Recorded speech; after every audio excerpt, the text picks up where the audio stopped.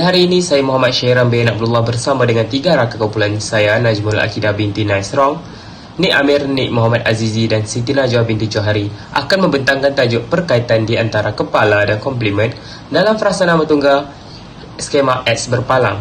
Konsep kepala, head, merujuk kepada X berpalang menggunakan istilah kepala dalam frasa nama, manakala Nik Safia Karim 2015, istilah inti telah digunakan dalam frasa nama.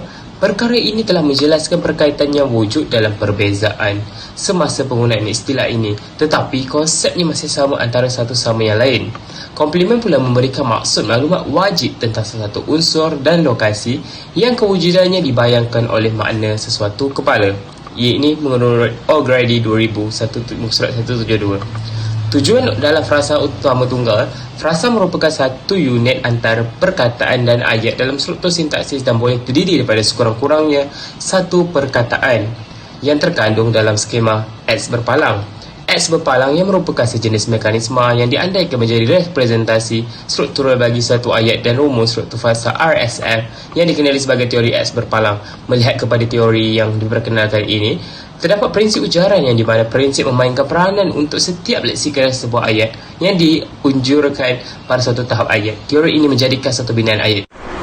Lazimnya, komplement merupakan pemberi maklumat yang wajib mengenai sesuatu unsur dan lokasi kewujudannya juga berdasarkan maknanya yang dimiliki oleh sesuatu kepala.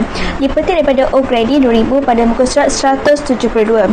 Kata komplement ini juga dikategorikan sebagai nodus terminal yang terdiri daripada kategori bukan leksikal, iaitu kategori fungsian. Setiap kepala yang mewakili satu perkataan memerlukan penerang sebagai pelengkap. Dengan ini, fungsi utama komplement ialah ia menjadi pelengkap kepada sesuatu frasa atau ayat. Hal ini menyebabkan komplement yang terdapat dalam frasa nama tunggal tidak boleh digugurkan kerana frasa tersebut akan menjadi tidak lengkap apabila komplement digugurkan.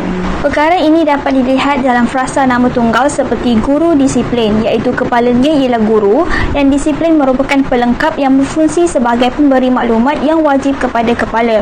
Contoh ini dapat ditunjukkan berdasarkan rajah pohon X berpalang seperti berikut.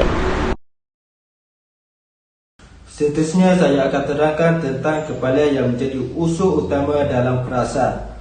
Menurut Tata Bahasa Dewan, kepala dikenali sebagai inti dalam frasa. Contohnya, kata nama tunggal ialah perkataan yang terdiri daripada morfem bebas dan menjadi inti kepada frasa nama. Setiap kepala menaungi satu perkataan dan setiap kepala juga mungkin memerlukan penerang yang dikenali sebagai pelengkap. Ini adalah kerana pelengkap terdiri daripada frasa yang ditentukan dalam maklumat dengan mengkategorikan kepada suatu kepala leksikal. Pelengkap menduduki satu posisi dalam struktur yang dikenali sebagai posisi komplement. Dalam skema X berpalang yang memperlihatkan kata nama tunggal sebagai frasa nama dengan kedudukan posisi komplement dianggap posisi yang disubkategorisasikan oleh kepala dan ditandakan dengan theta. Kedudukan posisi komplement ini sama ada terletak di sebelah kiri atau kanan dalam kepala dalam struktur ditentukan oleh parameter sesuatu bahasa, sama ada bahasa berkepala awal atau akhir.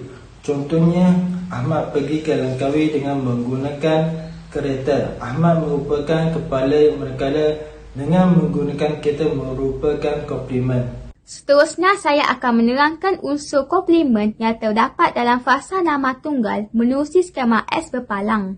Komplement merupakan salah satu unsur yang bergabung dengan kepala. Komplement juga merupakan unsur di mana fungsi atau peranan yang dimainkan oleh sesuatu konstituen dalam sebuah frasa. Menurut Nik Safia Karim, istilah penerang terdiri daripada komplement. Secara tidak langsung, komplement adalah sebahagian daripada penerang. Berdasarkan skema X berpalang, komplement yang terdapat dalam frasa nama tunggal boleh berada di sebelah kiri dan kanan kepala. Contoh frasa nama tunggal yang mengandungi unsur kepala dan unsur komplement ialah Askar Malaysia dan kaum perempuan. Berikut merupakan rajah skema X berpalang dalam frasa nama tunggal, iaitu Askar Malaysia dan kaum perempuan yang terdiri daripada unsur kepala dan komplement. Dalam fasa nama tunggal, askar Malaysia menunjukkan bahawa kepala dalam fasa menurut asbab atau inti dalam fasa menurut Tata Bahasa Dewan ialah askar dan komplemen pula dalam fasa menurut asbab atau penerang dalam fasa menurut Tata Bahasa Dewan ialah Malaysia. Dalam fasa nama tunggal, kaum perempuan menunjukkan bahawa komplemen dalam fasa menurut asbab atau penerang dalam fasa menurut Tata Bahasa Dewan ialah kaum dan kepala dalam fasa menurut asbab atau inti dalam fasa menurut Tata Bahasa Dewan ialah perempuan. Secara kesimpulannya, kepala mempunyai fungsi yang tersendiri iaitu menjadi unsur utama dalam frasa nama tunggal apabila melihat dalam skema ayat huruf palang. Perkara ini penting dalam menentukan frasa. Komplemen mempunyai fungsi dalam menjadikan sesuatu makna ayat itu lebih jelas dan tepat serta gramatik. Berikut merupakan rujukan-rujukan yang telah kami gunakan sepanjang menyiapkan tugasan pembentangan ini.